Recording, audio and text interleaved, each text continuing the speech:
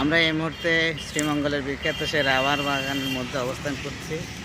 এখানে কিভাবে রাবার গাছ থেকে সংগ্রহ করে দেখানোর চেষ্টা করছি। এই যে খেজুর গাছে আমরা দেখেছি যেভাবে এই যে খেজুর গাছের যে গাছ কাটে, এখানে একটা লাইন করা আছে। দেখি সামিয়া সরো, এই যে এভাবে কাটা চ্যানেল করা, এদিক দিয়ে এসে এখানে একটা পাত্র রাখা আছে। এই পাত্রের মধ্যে রস, এটি হচ্ছে রাবার গাছের যে কষ, সেটি এখানে সংগ্রহ করছে এটা নির্দিষ্ট সময় পর। এখান থেকে সংগ্রহ করে পরে প্রক্রিয়াজাত করে এটা রাবার তৈরি করা হয়। কেমন লাগছে তোমাদের রাবার বাগানে? হ্যাঁ,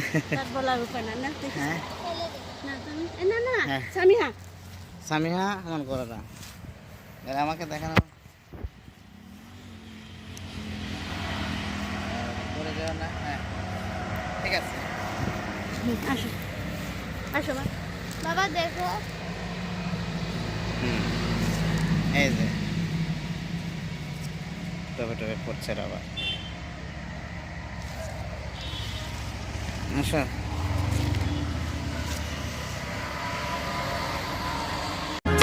আমরা তোমাদের ভুলবো না, আমরা তোমাদের ভুলবো না।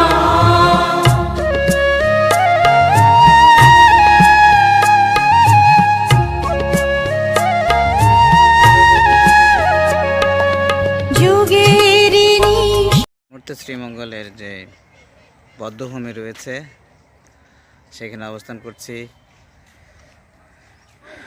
1971 সালের মহান মুক্তিযুদ্ধের সময় পাক হানাদার বাহিনী কর্তৃক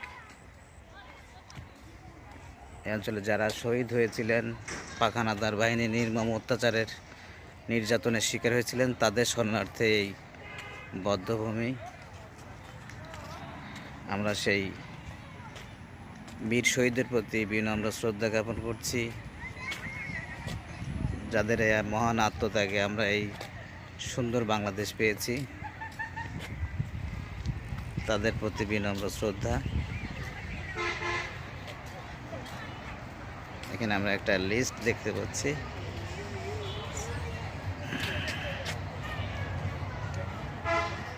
দশজন শহীদের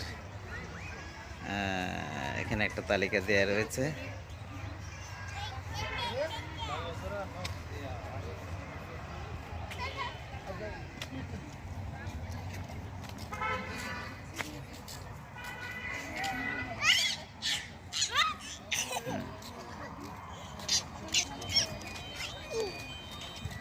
এখানে আসলেই মনে পড়ে যায় মহান মুক্তিযুদ্ধের সময় যারা আমাদের এই দেশের জন্য তাদের জীবন উৎসর্গ করেছিলেন। পাক হানাদার বাহিনী নির্মম অত্যাচারের নির্যাতনের শিকার হয়েছিলেন। দেশের জন্য তাদের যে